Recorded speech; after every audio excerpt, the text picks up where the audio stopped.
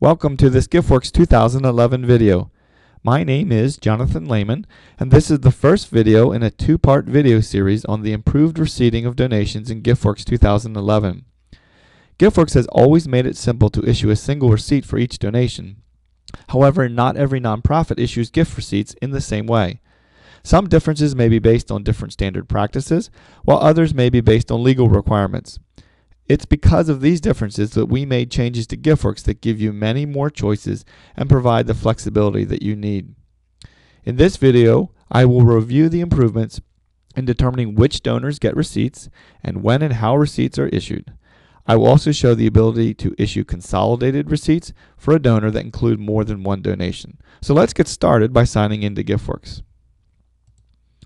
Now, as I said, GiftWorks 2011 gives you a lot more control in determining who gets receipts and when and how you issue receipts. One of the things you'll notice, if you go to the mailing section, go to Manage Mailing Lists, that there is no longer a donation receipts mailing list. That used to show here. Instead, whenever you add or edit or import a donation, you indicate whether or not you want to issue a receipt for that donation. So let me show you. I'll go to a donation here, and I'll just bring up a donation, and you'll see that one of the choices for a donation, you have two choices for a donation now, whether you want to issue a receipt for that donation, and also what receipt group you want to be part of. That gives me an opportunity to talk about a powerful new feature that we've introduced called receipt groups. Receipt groups can be managed in the settings area, and I'll show you that in a bit. Receipt groups provide a method of printing receipts separately for different types of donations and can be customized according to your needs. So receipt groups provide a way of segmenting your donations to be receipted. For instance, you might set up a receipt group called year-end receipts to identify donations that should not be receipted until the end of the year. So let's go to the settings area. I could either click on customize and change field values, or just click change field values here. This is my list of GiftWorks fields. You'll see that there's a new one called receipt groups. I can double click on that, and you'll see my list of receipt groups. The default receipt groups for a new database are the receipts group, which is one that it's always there by default and cannot be removed, and the year-end receipts. However, you can set up as many groups as you want or need. And so you can add new ones here, you can edit these, you can remove these, you can sort this, just like any other GiftWorks field. Now, what makes all this even more powerful is that you can define defaults or preferences within GiftWorks. And you can define them at different levels within GiftWorks, such as at the organizational level, donor level, and so forth. And I'm going to show you that right now. Let's go to the settings area. And I can either click on customize here. I can click on change field defaults here, or click on customize and go to change default values.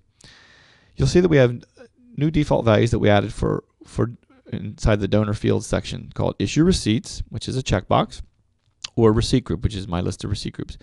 So what I'm specifying here is that when I add a new donor within GiftWorks, what do I want the default preferences for that donor to be? For this donor, do I want to, by default, issue receipts for this donor?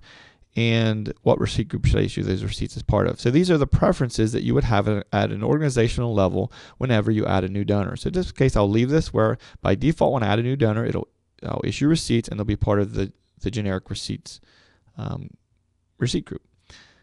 So let me show you how that works. I'll add a donor, and I'm going to add a donor called John.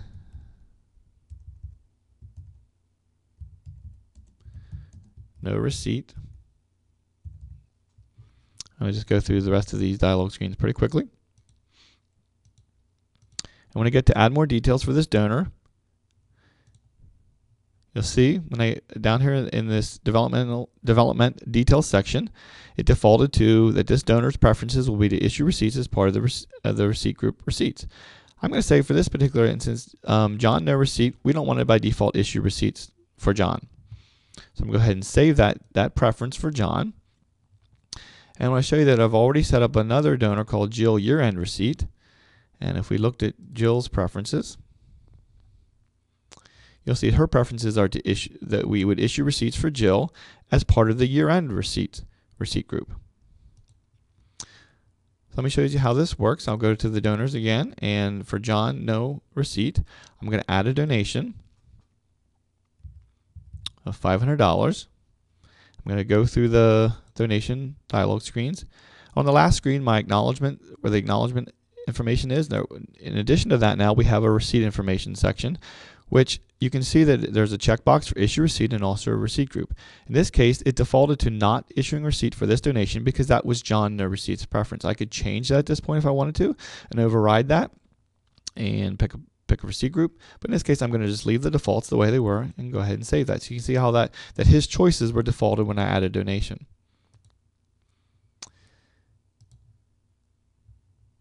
Let me go to Jill year-end receipt, and let me show you also how this works with pledges. So remember that Jill's defaults were to issue receipts and to be part of the year-end receipts group. And so I'm going to add a pledge for Jill for $500. And when I get to the final page where I can make my final pledge choices, you'll see that one of the choices there again are whether I want to issue receipts for the pledge payments for this pledge and as part of what receipt group. And these choices here defaulted on Jill's preferences. So you can see her preferences were to issue receipts for each pledge payment and part of the receipt group year-end receipts. And I can change that again at this point if I want. In this case, I'll just leave those defaults from Jill. So when I apply a payment, go through the apply payment screen. When I get to the last one, again, on my acknowledgement or receipt options dialog page, I have the issue receipt checkbox and the receipt group. And again, now this defaulted, since this is part of a pledge, it defaulted on the preferences for this pledge, which originally defaulted on the preferences for Jill. So in any one of those steps, though, I can choose to override those choices.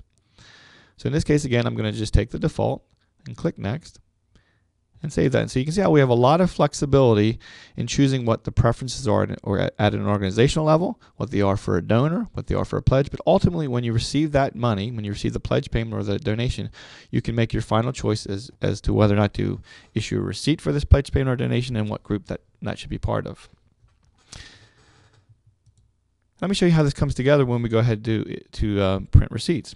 We still have our option, donation receipts, as we did in prior versions of GiftWorks. So I can click on that. The thing that you'll notice that's different is it brings up a dialog that gives me a choice of picking a receipt group. So I can segment my receipts, and I can choose which receipts I want to print at this time. So I could, for instance, choose my year-end receipts.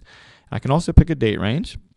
So I could choose that I want to print all those donation receipts that are scheduled to be receipted, that are part of my year-end receipts group, and that the donation came in this year. I can go ahead and click Next. And I go into my receipt mailing process. One of the other important things to note is in prior versions of GiftWorks, you could only send one receipt per donation. You could not have more than one donation on a receipt. Now we have a new option called one receipt per donor. So you can actually choose that option, and if there are more than one donation for a donor within this receipt mailing, they will be consolidated onto one receipt. So I'm going to go ahead and show you that. And I'm going to just check Jill year-end and Amy McBroom have several receipts. And we'll go ahead and click Next. One of the things I want to show you, we'll just go ahead and click Next so I can show you what this looks like. If I preview this, you'll see that in my receipt that here's Jill. There's 2 donations that will be on that receipt. And same for Amy, but in case that there's only one donation, that works also. But one of the things we want, the flexibility that we wanted to add, because now you'll be wanting to issue receipts. In many cases, for many of our organizations that use GiftWorks, we want to issue multiple donations on receipt. We wanted to give some more flexibility in how you can customize that list of donations, that donation table. So we'll click OK here. I'll go back. In prior version of GiftWorks, we've already given you the ability to customize your donation table, but we've enhanced that even a bit more. So here's my customized donation table. I can right-click on it and edit it. The 2 things we added for GiftWorks 2011, the first thing is we added more columns that are available for your donation tables. Things such as check date and check number and credit card and so forth, and description, payment description, things like that. So we added some more information that's available, including receipted and unreceipted amount. So there's more options available as to what columns to include in your table, but we also added another feature where I can double click on the column here. I can actually change the column heading. So maybe I want it to, for my purposes, I need it to say something different. So in this case, I could say payment date, and I can also, now that I have more flexibility in choosing what columns to include, I may want to control the width of this column so that it looks nice on my receipt. So in this case, I'm going to increase the width of the column a bit. Click OK. Click OK. So I'm going to go ahead and Click next, and now you'll preview that. You'll see that it now shows payment date. The column's a little wider. I can click OK. I'm going to go ahead and generate the mailing. Click next, and I'll finish my mailing. So they would have all been assigned receipt numbers. So you can see I can go back to my donor. I can look at Jill year-end receipt, and I can click on her donations and bring up one of these gifts.